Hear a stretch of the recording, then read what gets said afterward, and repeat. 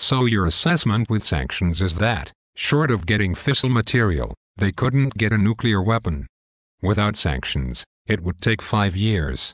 That is what was said. Now, the argument was made by President Bush, during the course of all these discussions going on, in his speech to the United Nations, that they would be able to build a nuclear weapon within a year if they got fissile material, and that then something similar got put into the dossier, and that then became highlighted.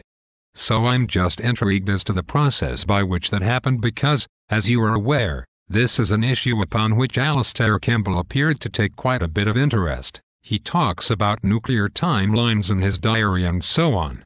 So I would just be interested if you could take me through the process by which that particular assessment got included, and whether or not it did reflect concern about fitting in with what the president had said. I think it got included because it was part of the general backdrop of the assessments which underpinned the dossier.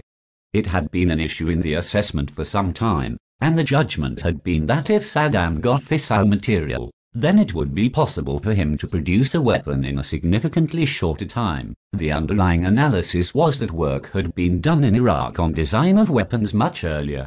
The 5 years was a judgment, I think, principally around the time that would be needed to produce a centrifuge or other enrichment program to generate fissile material to put into a weapon, so that if that process was short-circuited and the fissile material were obtained, the question then was how much extra time and work was needed to turn that into a weapon, and the judgment was therefore informed by a view on how far advanced the earlier work had been, how capable they were in design terms, and how much more basic work was needed to produce the weapon. That was very much a technical judgment, and it was one on which there were inevitable uncertainties about how much progress had been made prior to 1991 and how much, if any, progress had been made subsequently.